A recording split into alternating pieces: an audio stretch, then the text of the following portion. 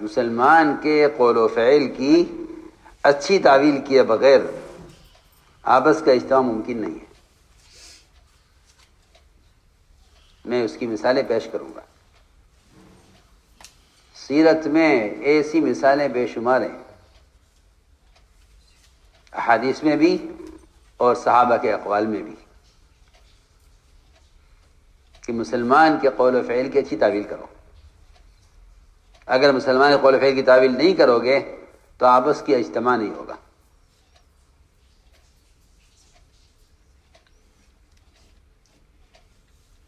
جب افتراق ہو جاتا ہے تو مسلمان کی صحیح بات کو غلط بنا کر پیش کیا جاتا ہے، اور جب آپس میں اجتماعیت ہوتی ہے تو مسلمان کی غلط بات کو اور مسلمان کے برے فعل کو اچھا بنا کر پیش کیا جاتا ہے۔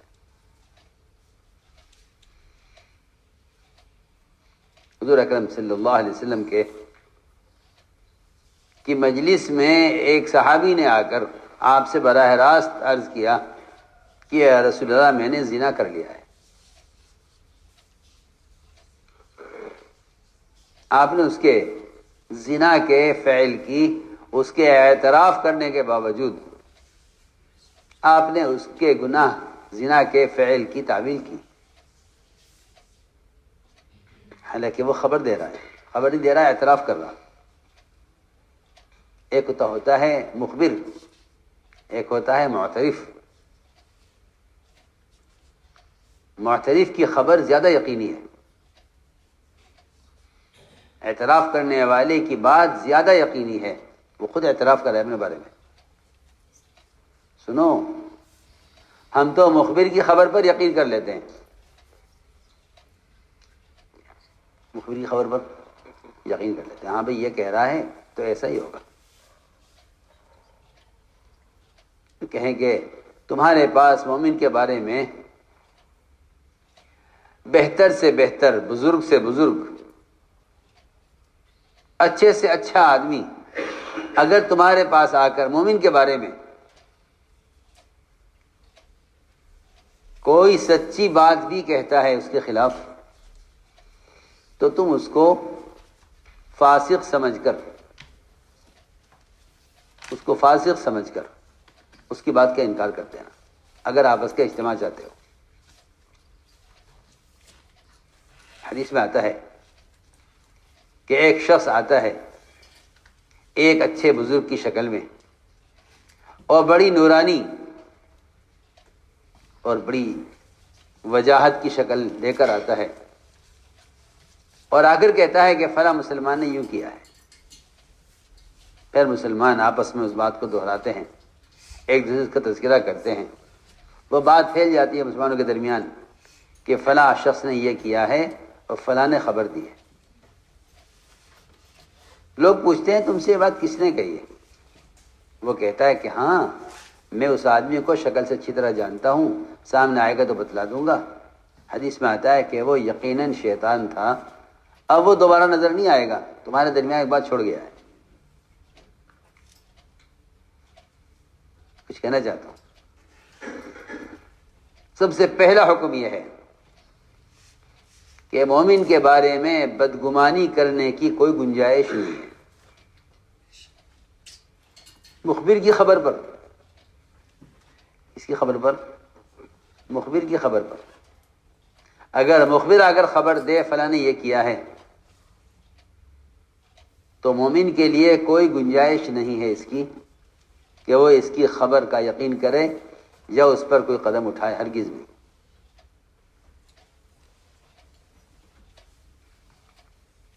بلکہ چاہیے، بلکہ امام شافعی رحمۃ اللہ علیہ سے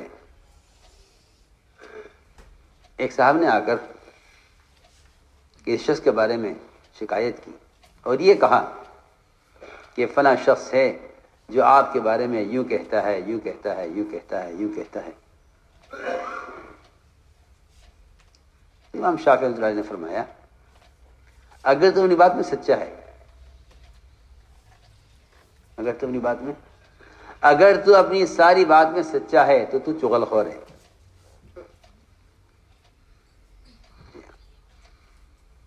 اور اگر تو اپنی بات میں جھوٹا ہے تو فاسق ہے. یعنی دونوں دروازے بند کر دیے کہ تم سچ بول رہے ہو تب بھی تمہاری بات نہیں سن سکتے ہم، اگر تم جھوٹ بول رہے ہو تبھی تمہاری بات نہیں سن سکتے. ایسا اچھا جواب دیا، ایسا اچھا جواب دیا.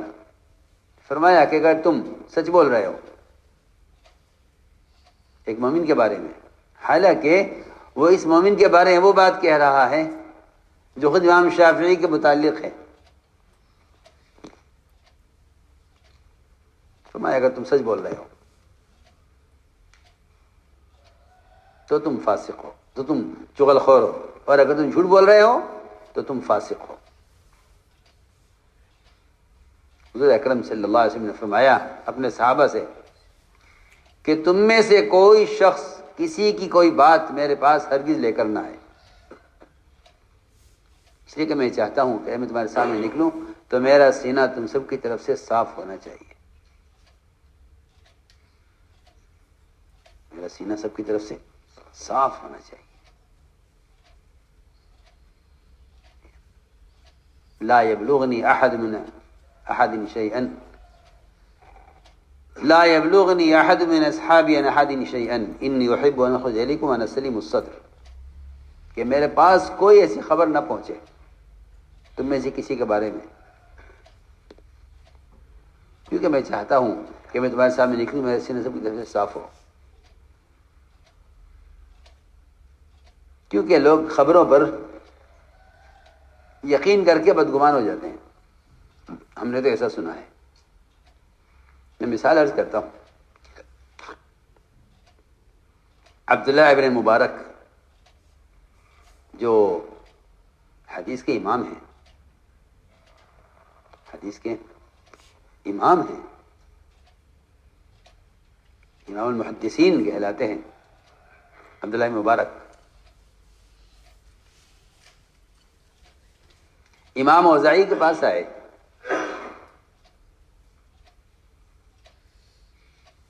امام اوزاعی نے کہا کہ ابن مبارک میں تمہیں ایک نصیحت کرتا ہوں کہ ہمارے علاقے میں ایک بڑا بدعتی آیا ہوا ہے اور بڑی بدعت پھیلا رہا ہے، اس سے تم بہت بچ کر رہنا، نہ اس کی بات سننا نہ اس کو پاس جانا، اور اسے بچ کر رہنا. عبداللہ مبارک نے پوچھا امام اوزاعی سے کہ یہ کون آدمی ہے جو علاقے میں بدعت پھیلا رہا ہے؟ انہوں نے کہا کہ یہ اس کا نام ہے ابو حنیفہ.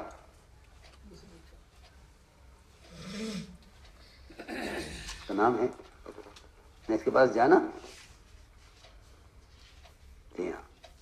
نہ اس کی بات سننا، اور یہ بڑا بدعتی ہے.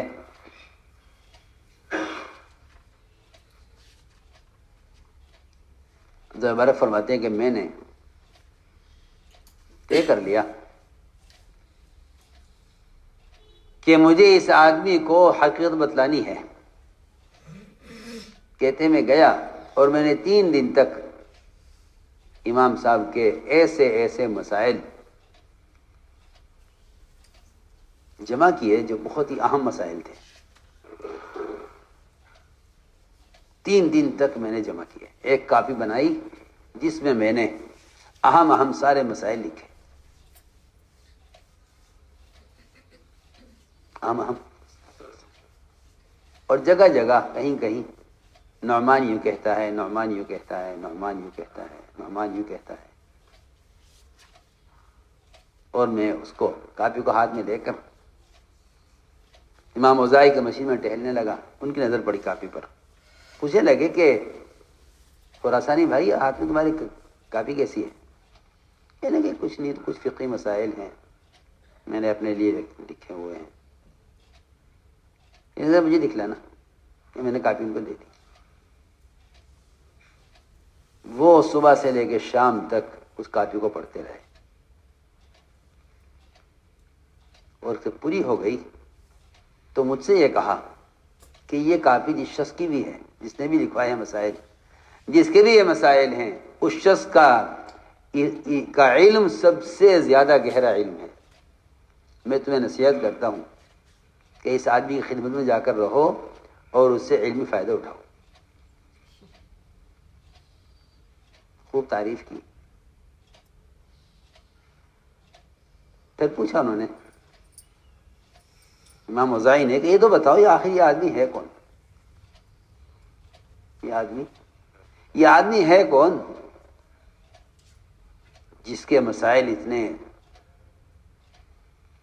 دقیق اور اس کے استنباط اور مسائل کا نکالنا احادیث اور قرآن سے اتنی باریکی سے، آخر ہے کون یہ؟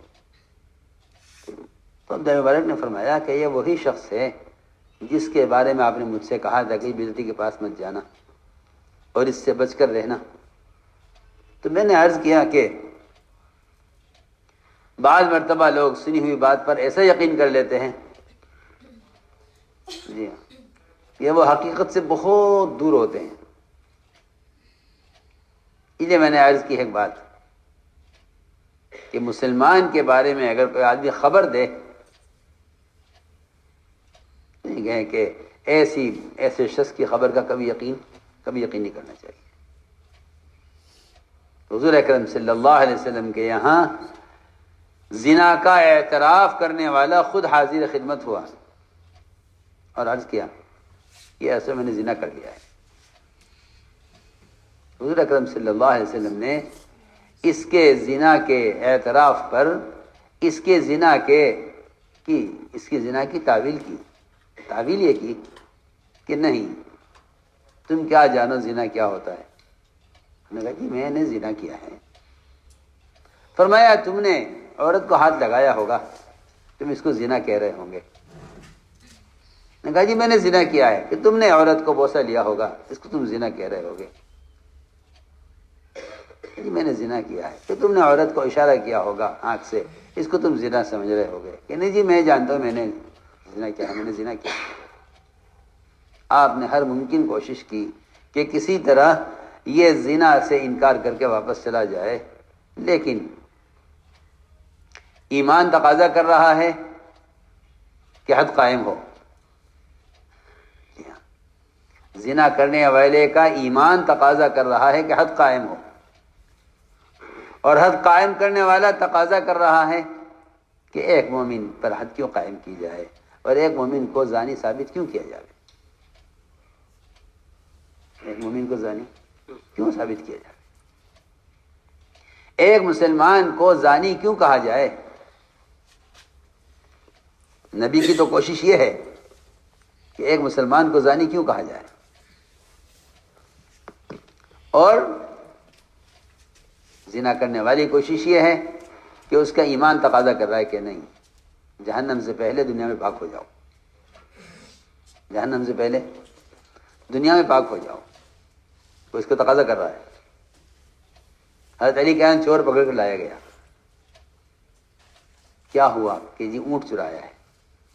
علی رضی اللہ تعالیٰ عنہ نے اس چور سے بات کی اور تعویل کی اس کی چوری کی، اور اتنی عمدہ تعویل کی، حضرت علی نے فرمایا کہ اونٹ سارے ایک سی شکل کے ہوتے ہیں، اونٹ سب ایک شکل کے ہوتے ہیں، تم نے اپنا سمجھ کر کھولا ہوگا، وہ کسی دوسرے کا نکلا، اس نے تمہیں چور کہہ دیا۔ یہ حضرت علی رضی اللہ تعویل کی، مومن کے فعل کی تعویل۔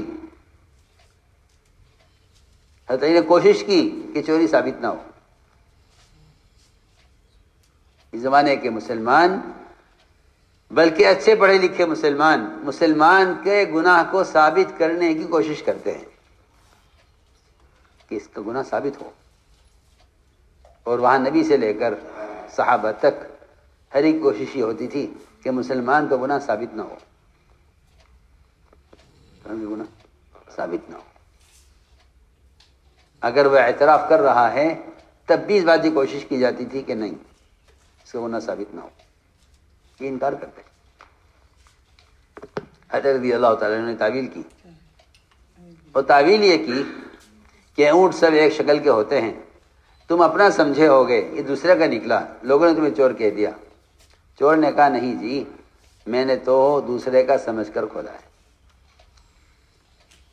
حالانکہ چور کو بچنے کا موقع دیا جا رہا ہے، لیکن وہ اس کوشش میں ہے کہ میں اگر یہاں آج بچ گیا تو کل آخرت میں کیا ہوگا۔ چنانچہ رضی اللہ تعالیٰ عنہ نے جلاد کو بلایا ہاتھ کاٹنے کے لیے، تیل گرم کرایا خون روکنے کے لیے، ساری تیاری ہو گئی۔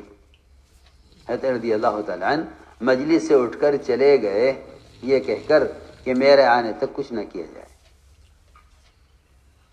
پھر چلے گئے، تھوڑی دیر کے بعد واپس آئے، آ کر پوچھا چور سے، بھئی کیا بات ہے، کیسے آنا ہوا؟ گویا اب تک کوئی بات ہو ہی نہیں۔ اس سے پوچھا کیا تم نے چوری کی ہے؟ اس نے کہا نہیں، میں نے کوئی چوری نہیں کی، میں نے تو چوری نہیں کی۔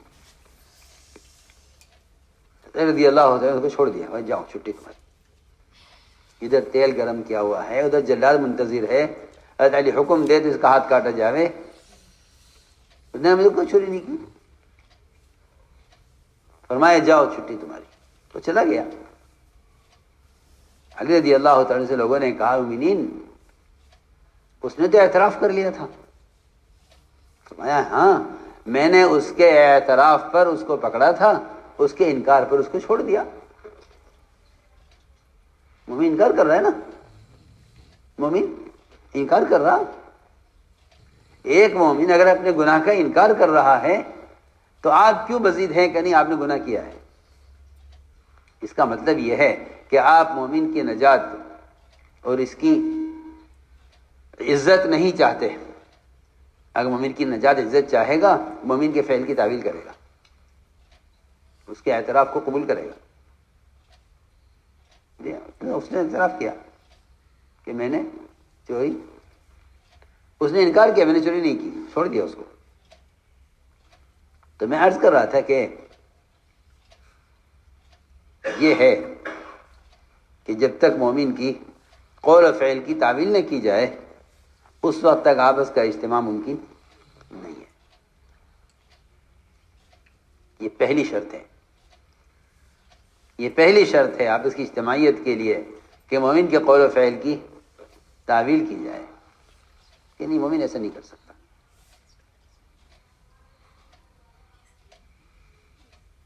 اس لیے لوگ اڑتی اڑاتی خبروں پر یقین کر لیتے ہیں، اس لیے کہ شیطان سب سے پہلے مومن کے دل میں مومن کی طرف سے بدگمانی پیدا کرتا ہے۔ اس لیے حدیث میں حکم دیا ہے کہ مومن کے بارے میں ہمیشہ اچھا گمان کرو، مومن کے بارے میں ہمیشہ اچھا گمان کرو، کیسا بھی ہو، کہ مومن کے بارے میں ہمیشہ اچھا گمان کرو، مومن کے بارے میں ہمیشہ اچھا گمان کرو۔ کیوں؟ اس لیے کہ مومن کے بارے میں اچھا گمان کرنا شیطان کا مقابلہ کرنا ہے۔ اصل بات یہ ہے کہ اگر تم نے شیطان کا مقابلہ نہ کیا،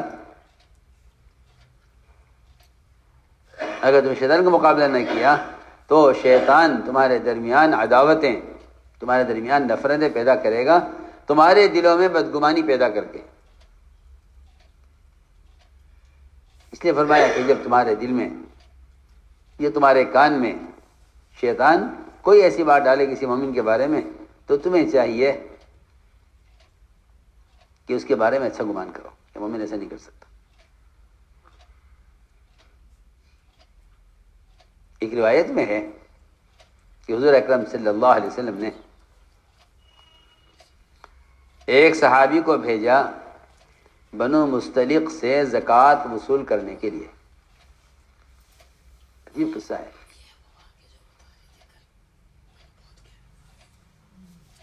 کہ جاؤ اور بنو مستلق سے زکوٰۃ وصول کر لاؤ۔ ان کو اطلاع ہوئی کہ حضور اکرم صلی اللہ علیہ وسلم کی طرف سے زکوٰۃ وصول کرنے کے لیے آدمی آ رہا ہے۔ انہوں نے اپنی زکوٰۃ کا بہترین مال چھانٹ کر الگ کر لیا زکوٰۃ ادا کرنے کے لیے، اور یہ طے کیا کہ ہم حضور اکرم صلی اللہ علیہ وسلم کے صحابی کو اور آپ کے ساعی کو، زکوٰۃ وصول کرنے والے کو، ہم اپنی بستی سے باہر نکل کر ان کا استقبال کریں گے، کیونکہ جب امت میں اطاعت اور امت میں فرائض کی ادائیگی کی کا مزاج بنے گا اور اس کا ماحول بنے گا تو منافقین سے یہ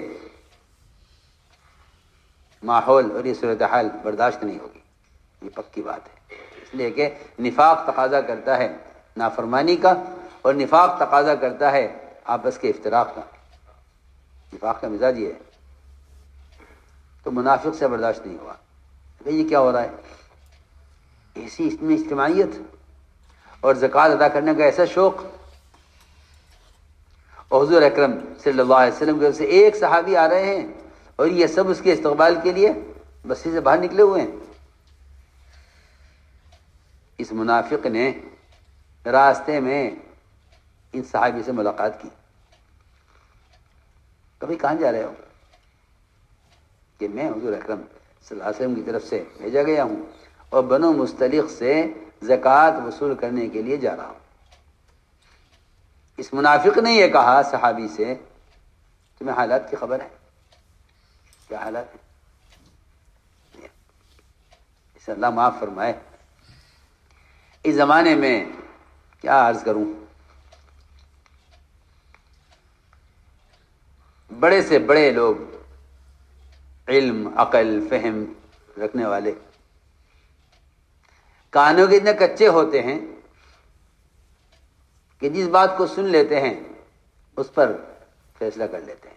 حالانکہ حدیث میں آتا ہے کہ ایک آدمی کے جھوٹا ہونے کے اتنا کافی ہے کہ وہ سنی ہوئی بات کو آگے بڑھا دے۔ کفا بالمرء کذبا ان یحدث بکل ما سمع، کہ ایک آدمی کے جھوٹا ہونے کے اتنا کافی ہے کہ وہ سنی بات کو آگے بڑھا دے۔ چنانچہ یہ صحابی اکیلے منافق نے یہ کہا کہ تم کہاں جا رہے ہو؟ تمہیں معلوم ہے کیا حالات ہیں؟ بنو مستلق کا پورا قبیلہ زکوٰۃ دینے سے انکار کر رہا ہے، میں آپ کو بتانے آیا ہوں۔ یہ ہوتا ہے شیطان کا کام کہ وہ ایمان والوں پر مسلط ہو کر ان کے دل میں ایمان والوں کی طرف سے ایسی بدگمانیاں پیدا کرتا ہے کہ آدمی خود فیصلہ کر لیتا ہے کہ ہاں بھائی ٹھیک کہہ رہے ہو، ایسا ہی ہوگا۔ تو سنو، یہ عجیب قصہ ہے۔ انہوں نے منافق نے یہ کہا کہ پورا قبیلہ زکوٰۃ دینے سے انکار کر رہا ہے، حالانکہ پورا قبیلہ عمدہ زکوٰۃ کا مال چھانٹ کر ادا کرنے کے لیے صحابی کے آنے کا منتظر ہے، اور پورا قبیلہ ان کے استقبال میں بستی سے باہر نکلا ہوا ہے۔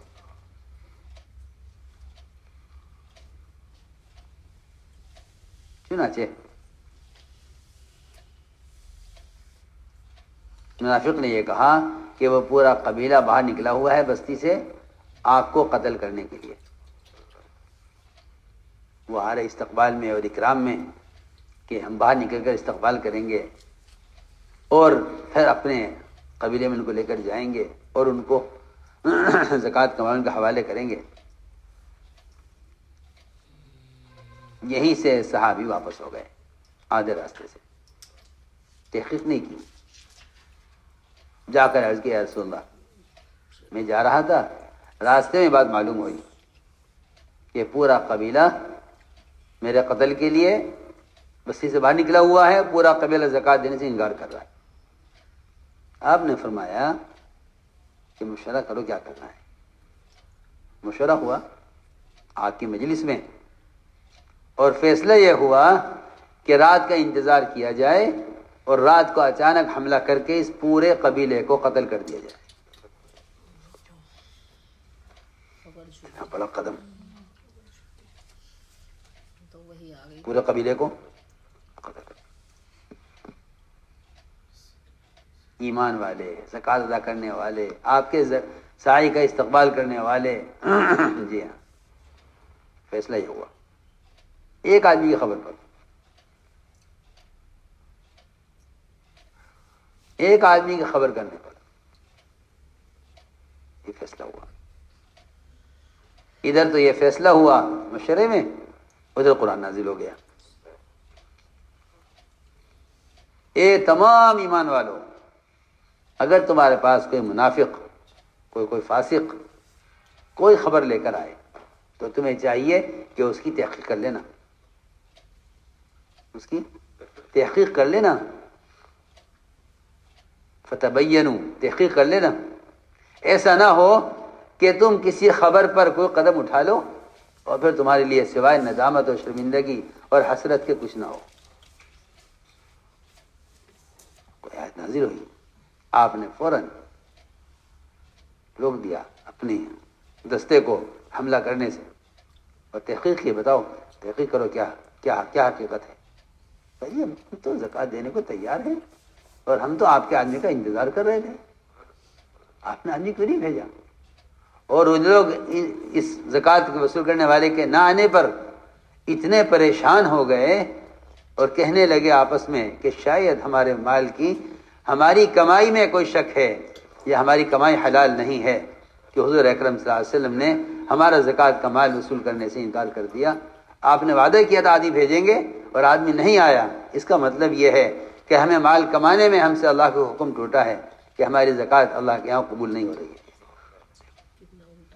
خود حاضر خدمت ہو، ساری زکوٰۃ لے کے خود آ گئے، اے رسول اللہ سچی بتائیے کہ ہم سے کیا غلطی ہوئی، ہم سے کیا گناہ ہوا کہ آپ نے ہمارا زکوٰۃ کا مال وصول کرنے سے انکار کر دیا۔ آپ کے آدمی وقت پر آیا نہیں۔ آپ نے فرمایا کہ نہیں، بات یہ ہوئی تھی کہ کسی منافق نے درمیان میں ایک شوشہ چھوڑ دیا۔ جی ہاں، اللہ اکبر۔ میں تو سمجھتا ہوں کہ اگر واقعی کسی میں کوئی ذرہ برابر عقل ہے اور کسی میں ذرہ برابر خیر کی کوئی کسی سے امید ہے تو ایسے واقعات ایسے لوگوں کے کی سمجھ کے لیے بہت کافی ہے۔ یہ میں نے آپ سے عرض کیا، اے ایمان والو، مومن کے بارے میں بدگمانی سے بچو۔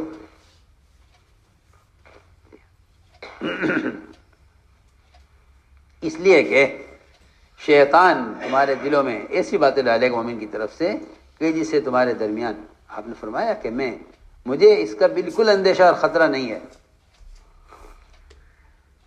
کہ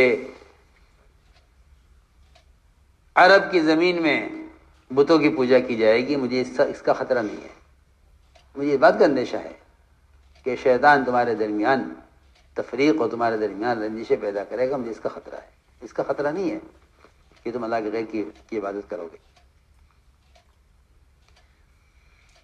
تو میں نے عرض کیا کہ ایک بنیادی بات ہے یہ کہ مومن کے بارے میں ہمیشہ اچھا گمان کرو۔ اس لیے قرآن نے شروع یہاں سے کیا ہے، پہلے سب سے پہلے دلوں میں مومن کے آنے والے خیالات کہ اس سے اپنے آپ کو بچاؤ، اس لیے کہ بعض بدگمانیاں وہ گناہ ہوتی ہے۔ ولا تجسسوا، جب خبر آتی ہے کوئی تو آدمی تحقیق کرتا ہے کہ بھئی چلو تحقیق کرو، نہیں، تحقیق کرنا مومن کے گناہ کو ثابت کرنے کے لیے نہیں ہے، تحقیق کرنا تو فاسق کے فسق کو ثابت کرنے کے لیے۔ دیکھو فرق دیکھو، ورنہ امام اور قاضی کو بھی اس کا حکم نہیں ہے کہ وہ کسی مجرم کے جرم کی تحقیق کرے۔ ہاں، مسلمان کی جان، مسلمان کے مال کے ضائع ہونے کا اگر اندیشہ ہو کہ اگر تحقیق نہ کی گئی تو مسلمان کی جان یا مال ضائع ہو جائے گا تو تحقیق کرنے کا حکم ہے، ورنہ قاضی کے لیے بھی جائز نہیں اور امام کے لیے بھی جائز نہیں کہ وہ کسی مسلمان کے گناہ کی تحقیق کرے۔ سنو میں کیا کہہ رہا، گناہ کی تحقیق کرنے کا حکم نہیں ہے، گناہ کی تعویل کرنے کا حکم ہے۔ گناہ کی تحقیق کرنا حرام ہے اور تعویل کرنا ثواب ہے۔ مسلمان کے گناہ کی تحقیق کرنا حرام ہے، اور مسلمان کے گناہ کی تعویل کرنا ثواب ہے۔ سنو غور سے بات، مسلمان کے گناہ کی تحقیق کرنا حرام ہے جی، فلاں مسلمان نے یہ گناہ کیا ہے، کہ تحقیق کی اجازت نہیں ہے، تحقیق کرنے کی اجازت ہی نہیں ہے۔ ہاں، فلاں مسلمان نے فلاں مسلمان کا مال قبضہ لیا ہے، یہ تحقیق کرو، لیکن گناہ کی تحقیق نہیں۔ جہاں مسلمان کے جان اور مال یا اس کی عزت کی کو خطرہ ہے، وہاں تحقیق کرنے کا حکم ہے، اور اگر یہ بات نہیں ہے تو مسلمان کے گناہ کی تحقیق کرنے کی کوئی گنجائش نہیں ہے۔ مایا ولا تجسسوا، ولا تجسسوا، مسلمان کے گناہ کی تحقیق مت کرو، مسلمان گناہ کی تحقیق مت کرو۔ کیوں؟ اگر تحقیق کرو گے، گناہ ہوا ہے اور تحقیق کرو گے تو تم مسلمان کو بدنام کرنے اور مسلمان کو بے عزت کرنے کے مجرم ہوگے، اس کی کوئی گنجائش نہیں۔ فرمایا ولا تجسسوا، کہ مسلمان کے عیب تلاش مت کرو، اس لیے کہ جو شخص مسلمان کا عیب تلاش کرے گا وہ اس عیب میں مبتلا ہوئے بغیر مرے گا نہیں، مرے گا نہیں جب تک اللہ تعالیٰ اس کو اس عیب کے اندر مبتلا نہ کرے۔ دیر سویر وہ آدمی وہ گناہ کرے گا جس گناہ کے بارے میں اس نے مسلمان کو بدنام کیا ہے۔ یہ نہیں مسلمان نے گناہ نہ کیا ہو، نہیں، اگر گناہ کیا ہے مسلمان نے تب بھی اس کے گناہ کی خبر کرنے والا اور اس کے عیب کو بیان کرنے والا اس عیب میں مبتلا ہوئے بغیر مرے گا نہیں، وہ انتظار کرے، وہ کیا کرے؟ انتظار کرے کہ اس کا نمبر کب آتا ہے۔ تو میں نے عرض کیا کہ مسلمان کے گناہ کی تحقیق کرنے کی کوئی گنجائش نہیں ہے، اس لیے کہ جو مسلمان کے گناہ کی تحقیق کریں اور جو مسلمان کے گناہ ثابت کرنے کی کوشش کریں، ایسے لوگوں سے اللہ رب العزت خیر کا اور اصلاح کا کام نہیں لیتے۔ دیکھو بہت ضروری بات ہے، آپ اس لیے کہ ہم تو گشت بھی کر رہے ہیں، ہم تو تعلیم بھی کر رہے ہیں، ہم دعوت بھی دے رہے ہیں، نہیں، اللہ اصلاح کا کام لیں گے ہی نہیں، اللہ تعالیٰ اصلاح کا کام لیں گے ہی نہیں ان لوگوں سے جو مسلمان کے عیب کو تلاش کریں۔ وجہ اس کی یہ ہے کہ حدیث میں آتا ہے کہ مسلمان کا عیب تلاش کرنے والا آدمی مصلح نہیں ہے بلکہ مفسد ہے۔ جو آدمی مفسد ہے وہ مصلح کیسے ہو سکتا ہے؟ جو شخص کیا ہے؟ فساد پیدا کرنے والا ہے، اللہ ایسا آدمی سے اصلاح کا کام کیسے لے لیں گے؟ بہت پکی بات ہے، قرآن میں ہے واللہ یعلم المفسد من المصلح، اللہ جانتے ہیں فسادی کون ہے اور مصلح کون ہے، جی اللہ جانتے ہیں، جی ہاں، واللہ یعلم المفسد من المصلح۔ تو یہ بات ہمیشہ یاد رکھنا کہ جو آدمی دیکھنا چاہتا ہے کہ فلاں آدمی کیا کر رہا ہے، بس حدیث نے کہا ہے کہ ایسا آدمی مفسد ہے، مصلح نہیں ہے، اس لیے کہ مسلمان کو گناہ کرتے ہوئے پکڑنے کی کوشش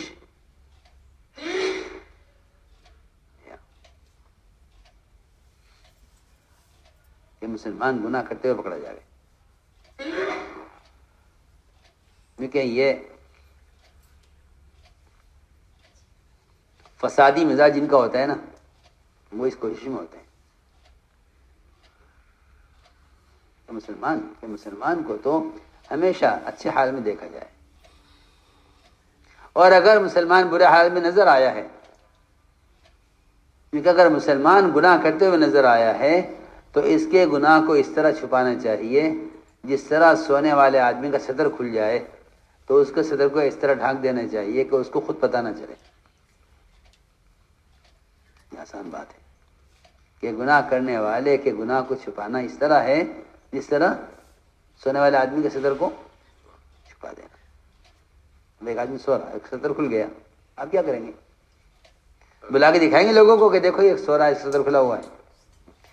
اس کی بھی اجازت نہیں ہے کہ آپ سونے والے کو جگائیں کہ بھائی صاحب اٹھ جائیے، آپ کی لنگی جی ہاں کھلی ہوئی ہے. نہیں، آپ اس طرح اس کے صدر کو ڈھانکیے کہ سونے والے کو پتہ نہ چلے کہ آپ نے دیکھ لیا ہے.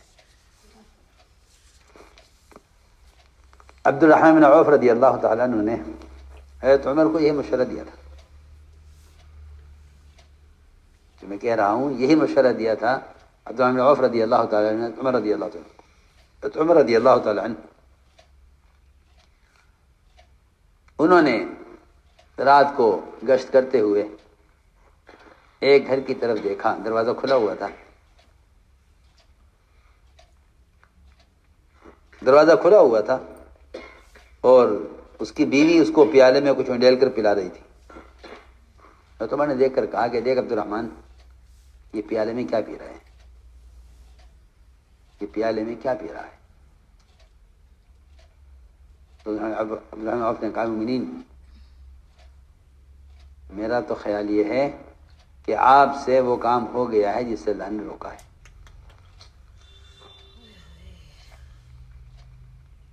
حالانکہ عمر کا رعب ایسا تھا، روایتوں میں ملتا ہے کہ عمر کے رعب کی وجہ سے لوگوں کو ان سے ایک صحیح بات میں سوال کرنے میں سال گزر جایا کرتا تھا، ہمت نہیں ہوتی تھی کچھ نہیں نہ رعب. ایک سال عمر کے رعب کی وجہ سے ہمت نہیں ہوتی تھی پوچھنے کی. جی ہاں،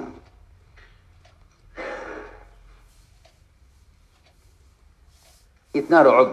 لیکن جہاں دیکھتے تھے کہ غلطی ہو رہی ہے وہاں ادب سے اور طریقے سے یاد دلا دیا کرتے تھے. مومنین، میرا خیال تو یہ ہے کہ آپ سے گناہ ہو گیا ہے کہ آپ یہ سوچ رہے کہ پیالے میں کیا ہوگا. عمر نے فرمایا کہ اے عبد الرحمن یہ بتاؤ یہ میرا گناہ کیسے معاف ہوگا؟ وہ کیا پی رہا کیا نہیں پی رہا وہ تو چھوڑو، تم یہ بتاؤ میرا یہ گناہ کیسے معاف ہوگا؟ کہا کہ مومنین ایک رات کر آرام سے بیٹھ جاؤ، کھول لو، کوئی حرج نہیں، یہاں کوئی ادب کی ضرورت نہیں، ادھر پھیلا لو پیر، معذوری ہے تمہیں، کوئی حرج نہیں. کا مسئلہ اس کا نہیں ہے کہ وہ کیا پی رہا تھا، اسے تو بھول گئے، اسے تو بھول گئے. فرمایا اے عبد الرحمن یہ بتا یہ میرا گناہ معاف کیسے ہوگا؟ اس لیے کہ مخلصین جو ہوتے ہیں نا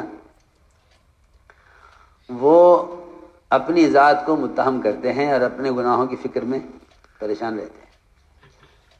یہ ہیں وہ لوگ جن سے اللہ تعالیٰ دوسری اصلاح کام لے لیتے ہیں. مومنین، آپ کے گناہ اس گناہ کی معافی کی ایک ہی شکل ہے بس کہ آپ یہاں سے ایسے نکل جائیے خاموشی سے کہ اس کو یہ پتہ نہ چلے کہ آپ نے اس کو دیکھا ہے.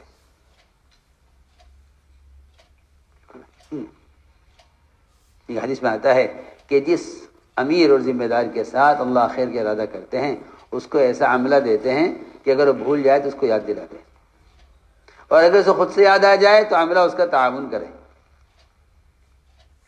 یہ فرمایا. عمر رضی اللہ خاموشی سے نکل گئے. ایک موقع پر عمر رضی اللہ تعالیٰ عنہ رات کو پہرا دے رہے تھے. چلتے چلتے چلتے چلتے ایک مکان کے پاس سے گزرے، اندر سے گانے کی اور ناچنے کی آواز آ رہی تھی. عمر رضی اللہ تعالیٰ نے کہا کہ دیکھو اس گھر کے اندر گانا بھی چل رہا ہے.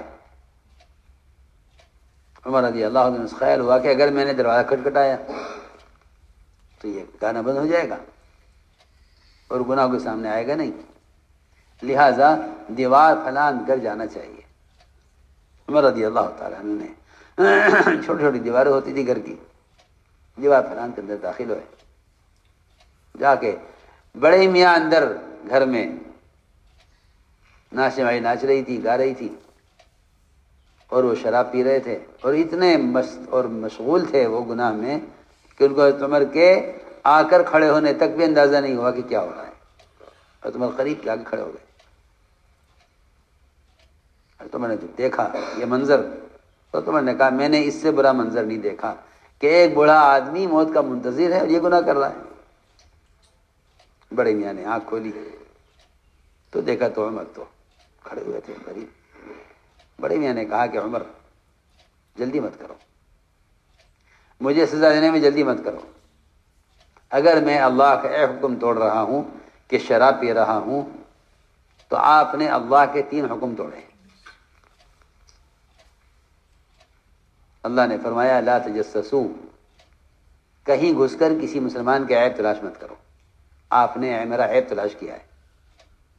اللہ نے فرمایا کہ دروازے سے آؤ، آپ دیوار پھلانگ کر آئے.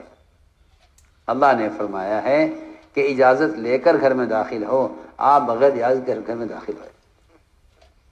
میں نے اگر اللہ تعالیٰ کی ایک نافرمانی کی ہے تو آپ نے اللہ کی 3 نافرمانیاں کی ہیں. یہ بڑی میاں نے جواب دیا. عمر رضی اللہ، روایت میں ہے عمر رضی اللہ تعالیٰ عنہ خاموشی سے باہر آ گئے اور اتنا روئے اتنا روئے اتنا روئے کہ عمر کی ہچکیاں لگ گئیں. عبداللہ بن مسعود باہر کھڑے ہوئے تھے. حضرت عمر کو فکر ہی ہے کہ مجھے روتا ہوا دیکھیں گے، پوچھیں گے کیا ہوا. تو عمر رضی اللہ تعالیٰ عنہ نے اپنی آواز کو دبانے کے لیے، چھپانے کے لیے اپنے دانتوں سے چادر پکڑی ہوئی تھی. باہر نکلے خاموش. حضرت عبداللہ بن مسعود کے ساتھ واپس ہو گئے. یہ نہیں بتلایا کیا منظر دیکھا اندر، ورنہ اللہ معاف فرمائے ہم اگر کوئی بات کسی کی دیکھ لیتے ہیں نا تو ہمیں تقاضا ہوتا ہے اپنے قریب والوں کو فوراً خبر کی جائے. جی ہاں، اس زمانے کا تو عجیب ہی حال ہے. مسلمان کے عیوب کا کو ایسے تلاش کرتا ہے جس طرح ایک آدمی روزی تلاش کرتا ہے، اور اسے غیبت کے ذریعے کھانے کی اتنی جلدی ہوتی ہے جتنا بھوکا آدمی رزق تلاش کرنے کے بعد اسے اس کے کھانے کا تقاضا ہوتا ہے. یہ سب کا مزاج بنا ہوا ہے. عیب تلاش کرو اور جلدی جلدی بیٹھ کے کھاؤ. جیسا ایک آدمی بھوکا آدمی کیا کرتا ہے، روزی تلاش کرتا ہے اور پھر اس کو جلدی کھانے کی کوشش کرتا ہے. وہ حال ہمارا ہے کہ عیب تلاش کرو رزق کی طرح، جی ہاں، اور پھر بیٹھ کے غیبت کرو بھوکے آدمی کی کے کھانے کی طرح. عمر رضی اللہ تعالیٰ خاموش رہے. عبداللہ بن مسعود جو عمر رضی اللہ کے ساتھ آپ کے مشیر خاص تھے، اور ساتھ رہتے تھے مستقل، ان کو نہیں بتلایا کیا ہوا اندر. اس لیے کہ جو آدمی عیب کو دیکھ کر چھپا لے گا، مومن کے عیب کو دیکھ کر چھپا لے گا، اللہ ایسے لوگوں سے اصلاح کا کام لیں گے. اور جو مسلمان کے عیب کو کسی کے سامنے بیان کرے گا، اللہ ایسے لوگوں سے اصلاح کا کام نہیں لیں گے.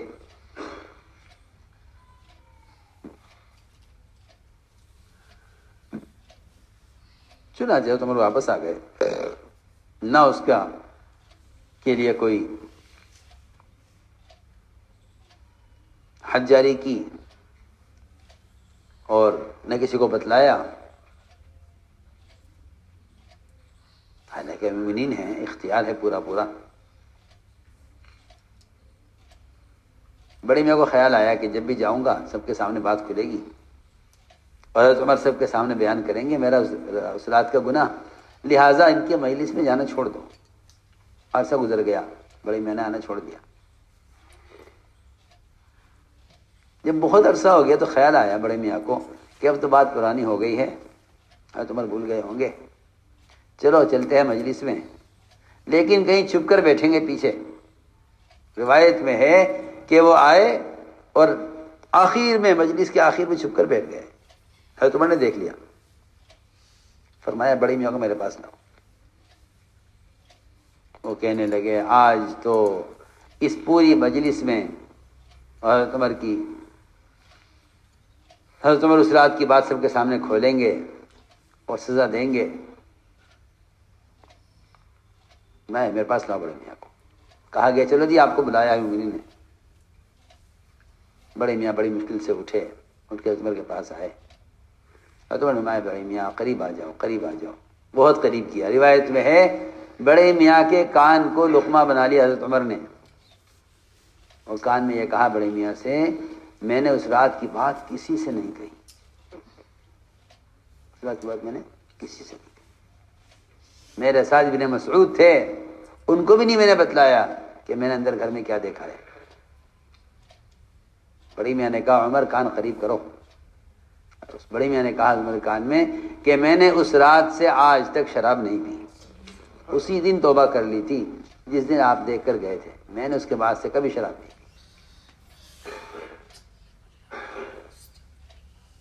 اس نے یہ کہا تو عمر نے اللہ اکبر کہا زور سے.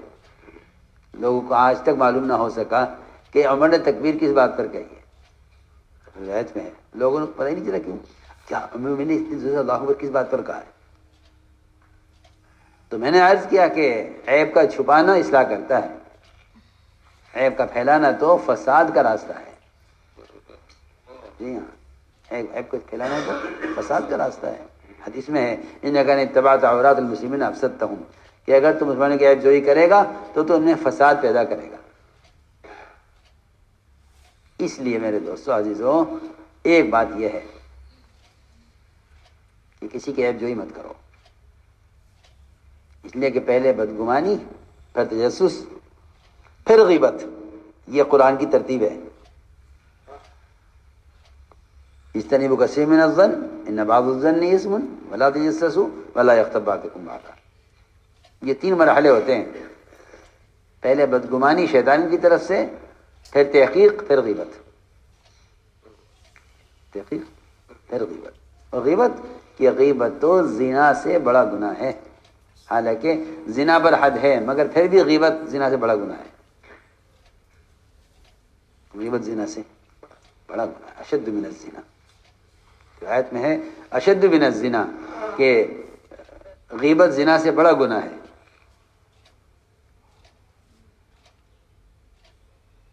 اس لیے میں نے عرض کیا کہ مسلمان کے قول و فعل کی تعویل کے بغیر آپ اس کا اجتماع ممکن نہیں ہے. اس لیے فرمایا کہ مسلمان کی خوبیاں بیان کرو، خرابیاں نہیں. مسلمان کی خوبیاں ہی بیان کرو، بس خرابیاں نہیں. لیکن جن چیزوں کے تذکرے ہوں گے وہ چیزیں عام ہوں گی.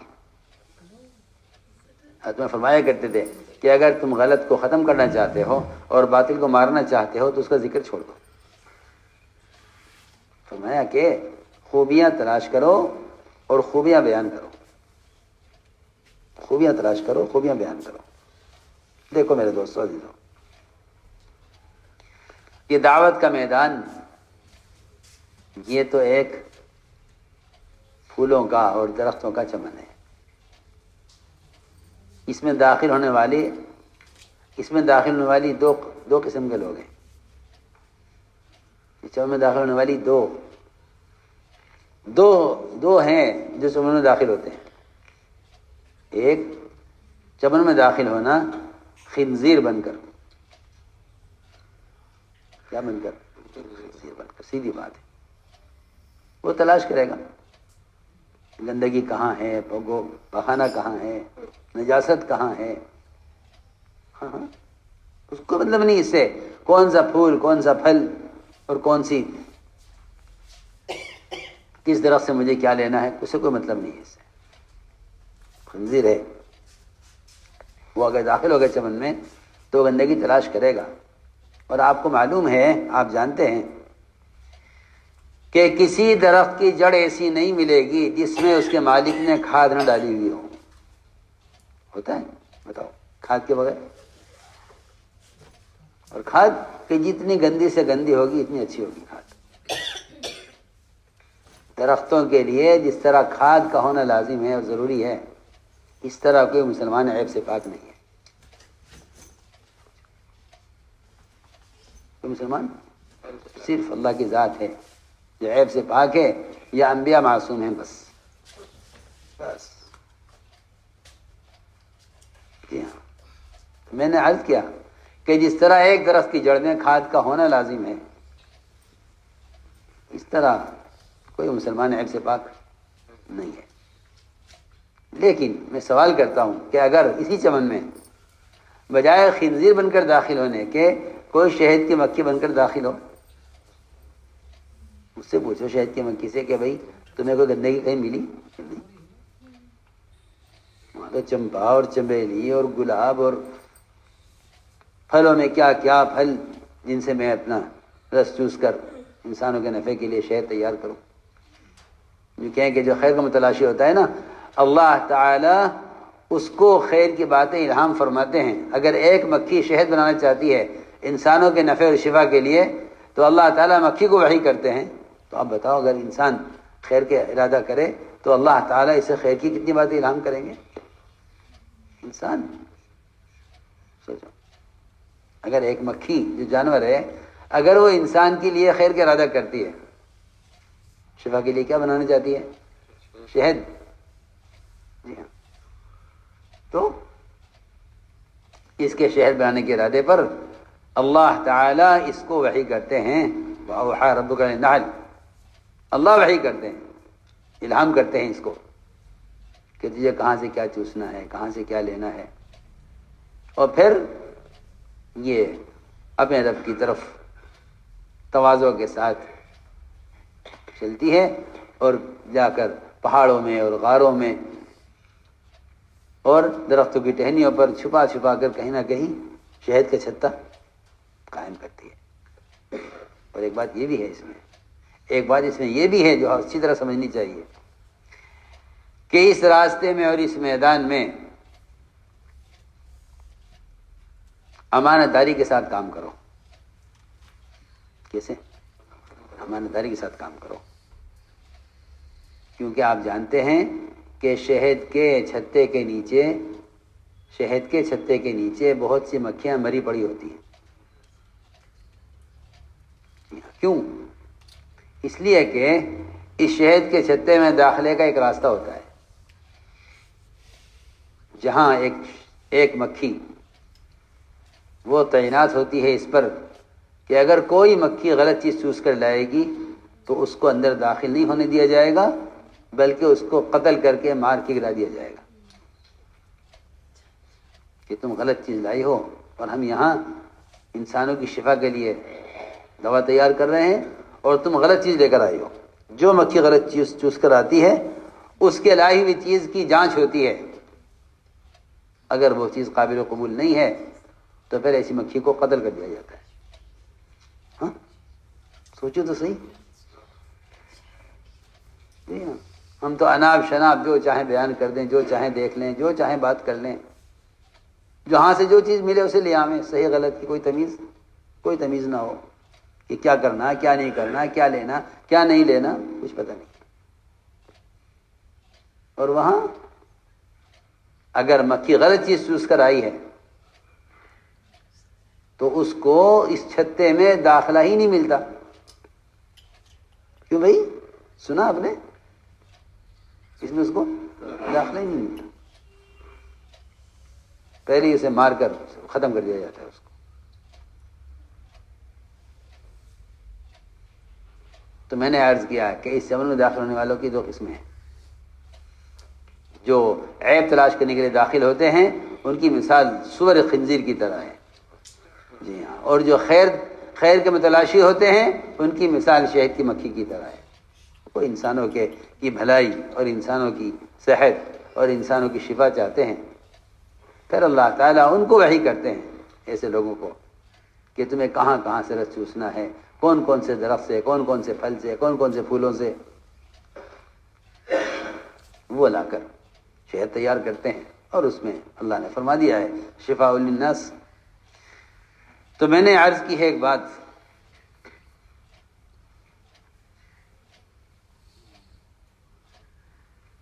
کہ لوگوں کے اندر خیریں تلاش کرو اور خوبیاں تلاش کرو۔ ایک مسلمان کا مقام بیت اللہ سے اونچا ہے، صحیح حدیث ہے۔ آپ نے بیت اللہ کو دیکھا اور قسم کھا کر کہا کہ تیری خوشبو کتنی عمدہ ہے اور تیری تعظیم واجب ہے، لیکن میں تجھ سے کہتا ہوں کہ ایک مسلمان کا مقام تجھ سے زیادہ ہے، ایک مسلمان کا مقام تجھ سے زیادہ ہے۔ اس لیے میرے دوستو عزیزو، یہ ہے آپس کی اجتماعیت کے اسباب۔ اس لیے فرمایا کہ لوگوں کی خوبیاں دیکھو، خرابیاں نہیں۔ ایک جنازہ لایا گیا نماز کے لیے، حضور اکرم صلی اللہ علیہ وسلم کو اطلاع کر دی کسی نے کہ جنازہ آیا ہے، چلو نماز پڑھاتا ہوں۔ آپ تشریف لائے، لیکن جنازہ وہ اتنے برے آدمی کا تھا جو اپنی برائی میں مشہور تھا۔ اتنا برا آدمی تھا کہ عمر رضی اللہ تعالیٰ عنہ کو یہ بات گوارا نہیں تھی کہ آپ اس کی نماز پڑھائیں۔ فتویٰ نے عرض کیا رسول اللہ آپ اس کی نماز پر مت آئیے، یہ آدمی اچھا آدمی نہیں ہے، ہم میں سے کوئی اس کی نماز پڑھا کے دفن کر دے گا اس کو، آپ اس کی نماز نہ پڑھائیے۔ آ کر عمر رضی اللہ تعالیٰ نے آپ کو سامنے سے آ کر روک دیا۔ آپ صلی اللہ علیہ وسلم نے اعلان کیا صحابہ میں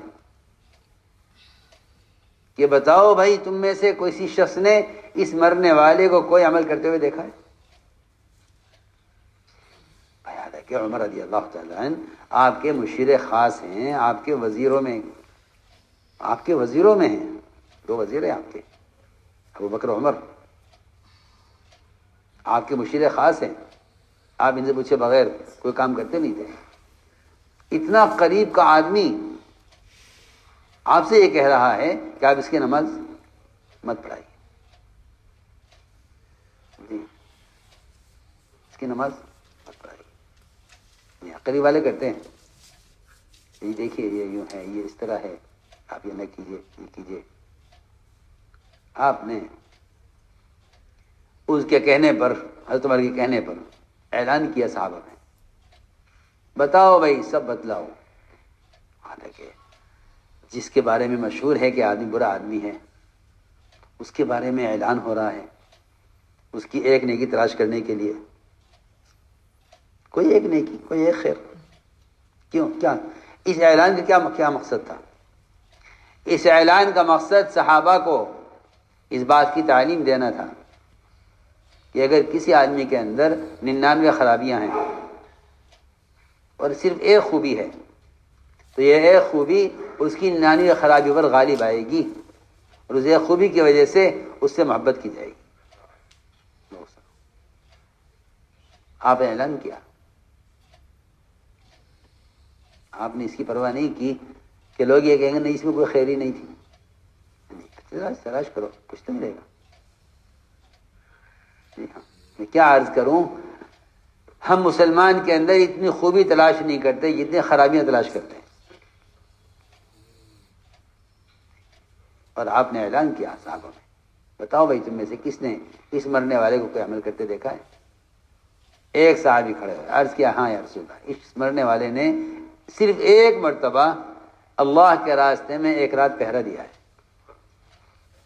دیکھیں یہ کوئی تہجد کا، تلاوت کا، بیان کا، خطاب کا، کسی میدان میں قتال کا کوئی عمل نہیں ہے، ایک انتظامی لائن کی چیز ہے کہ پہرا دیا ہے ایک رات۔ آپ نے فرمایا جو آنکھ اللہ کے راستے میں پہرا دینے میں جاگی ہو ایک مرتبہ بھی، وہ کبھی جہنم کی آگ نہیں دیکھے گی۔ کتنی بڑی فضیلت ہے، کتنی بڑی فضیلت ہے۔ جو آنکھ اللہ کے راستے میں پہرا دینے میں جاگی ہے جہنم کی آگ کبھی نہیں دیکھے گی۔ حضور اکرم صلی اللہ علیہ وسلم نے